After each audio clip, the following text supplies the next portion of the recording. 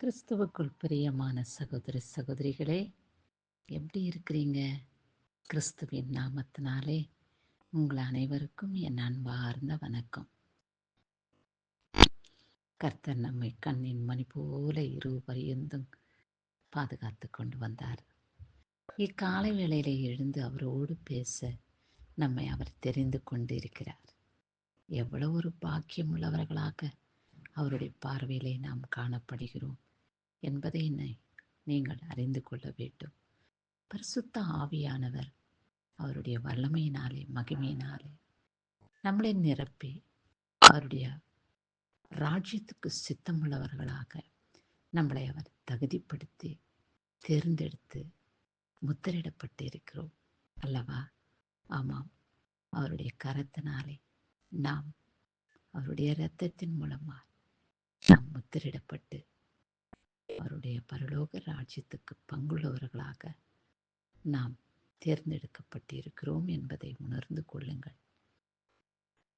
எவ்வளவோ ஜனங்கள் பூமியிலே வாழ்ந்தாலும் கூட பலவிதமான செயல்பாடுகளிலே ஈடுபட்டு தன்னுடைய ஆத்மாவை நஷ்டப்படுத்தி கொண்டு வாழ்கிறார்கள். ஆனால் நம்மையோ கர்த்தர் அவரை துதிக்கும்படியான பரிசுத்த கூட்டமாக, பரிசுத்த ஜாதியாக நம்மை அவர் தேர்ந்தெடுத்திருக்கிறார். அதற்காய் தேவனை நாம் நன்றியோடு கூட ஸ்தோத்திரிக்க வேண்டும் அல்லவா? பரிசுத்தமான வாழ்க்கை எவ்வளவு நேர்த்தியான வாழ்க்கையாக காணப்படும் என்பதை நீங்களே உணர்ந்து கொள்வீர்கள்.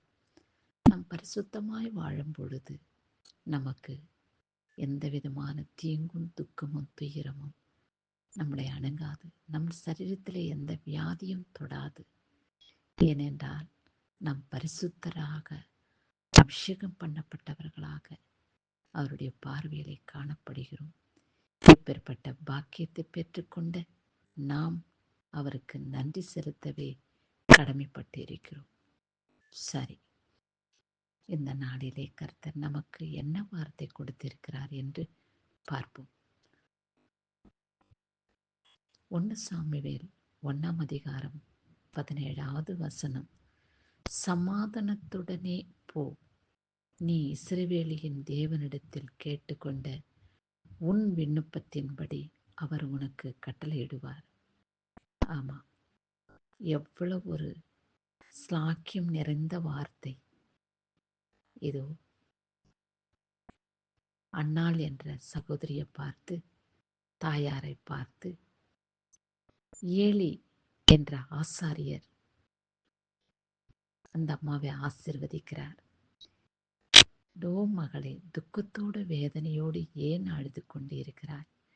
உன்னுடைய வேதனையும் துக்கத்தையும் கர்த்தர் அறிந்து நீ கேட்டுக்கொண்டபடியே உனக்கு செய்து உன்னை சந்தோஷப்படுத்துவார் என்று அந்த அம்மாவை சமாதானப்படுத்தி அந்த அம்மாவுடைய மனதை லகுவாக்கி வீட்டுக்கு சந்தோஷத்தோடு அனுப்பி வைக்கிற ஒரு ஆசாரியரை நாம் காண்கின்றோம் வேத பகுதியின் மூலமாக.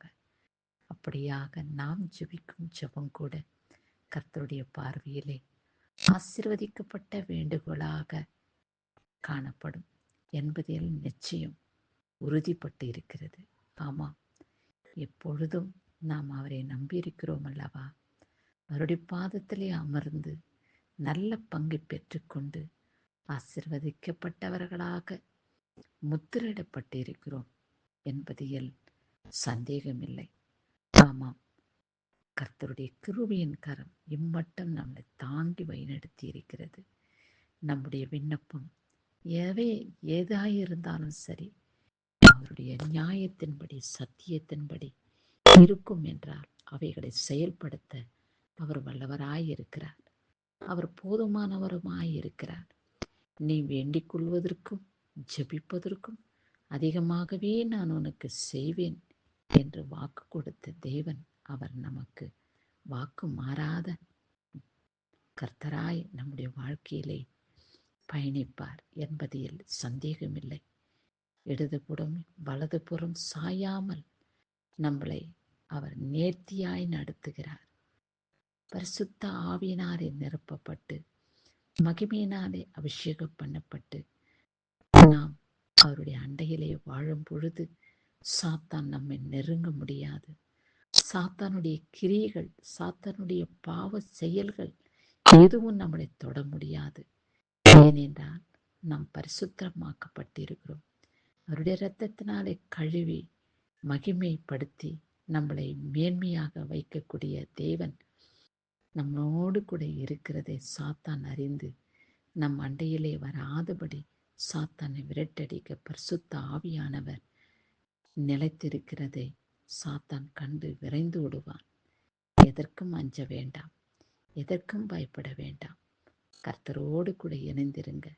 கர்த்தருக்கு உங்க விண்ணப்பத்தை வெளிப்படுத்துங்க. அவர் காரியத்தை செயல்படுத்துவார். கிறிஸ்துவுக்கு எப்பொழுதும் பயபக்திக்குரியவர்களாய் வாழும் பொழுது வெற்றியும் சமாதானத்தையும் சந்தோஷத்தையும் ஆசீர்வாதத்தையும் பெற்றுக்கொள்ள நாம் தகுதியாக்கப்படுவோம். கிறிஸ்துவுக்கே மகிமை உண்டாகட்டும். இயேசுவின் நாமத்தினாலே பிதாவே.